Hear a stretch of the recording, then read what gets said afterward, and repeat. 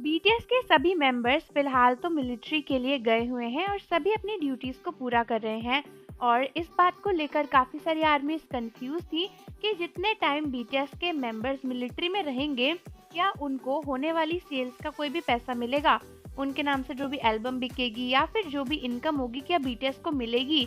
लेकिन आर्मीज, क्या आपको पता है कि मिलिट्री में जाने के बाद भी सभी बीटीएस के मेंबर्स मंथली इनकम अर्न कर रहे हैं, क्योंकि साउथ कोरिया की गवर्नमेंट मिलिट्री में एनलिस्ट होने वाले हर एक इंसान को उनकी रैंक और मिलिट्री बेस के हिसाब से पैसा देती है, वो भी मंथली। यानी गवर्नमेंट एक सैलरी देती है जो कि हर एक बीटीएस मेंबर को भी मिल रही है। और आपको अगर बीटीएस मेंबर्स की अभी प्रेजेंट की सैलरी नहीं पता तो जानने से पहले फटाफट से चैनल को सब्सक्राइब कर लीजिए और बेल आइकन प्रेस कर दीजिए। तो बीटीएस के सबसे बड़े मेंबर यानी जिन सबसे पहले अपनी मिलिट्री सर्विसेज के लिए गए थे और उनको अब सर्जेंट की रैंक मिल चुकी है, जिसकी वजह से जिन की जो सैलरी है ना वो बाकी सातों बीटीएस मेंबर्स में सबसे ज्यादा है। अभी फिलहाल की बात करी जाए तो अप्रॉक्स में जिन को 1 मिलियन कोरियन वॉन की सैलरी मिलती है, जिसको हम $775 भी कह सकते हैं। और अगर इंडियन रुपीज में कन्वर्ट करो तो ये 60 से 65,000 के बीच की सैलरी है जो हर महीने जिनको मिलती है।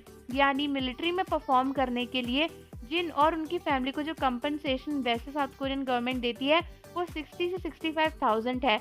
ऑल्दो बीटीएस की नॉर्मल इनकम से ये काफ़ी ज़्यादा कम है, लेकिन फिर भी बहुत ज़्यादा है अगर आप देखो तो। क्योंकि साउथ कोरियन गवर्नमेंट का ये मानना है कि अगर फैमिली का मेन इंसान मिलिट्री में एनलिस्ट हो जाए तो बाकी फैमिली अपना खर्चा नहीं चला पाएगी, इसीलिए बेसिक सैलरी दी जाती है। बात करी जाए जेहोप की तो अभी इस समय उनको 620 यूएसडी के आसपास की सैलरी मिल रही है, जो 50,000 से थोड़ी सी ऊपर नीचे के आसपास होगी।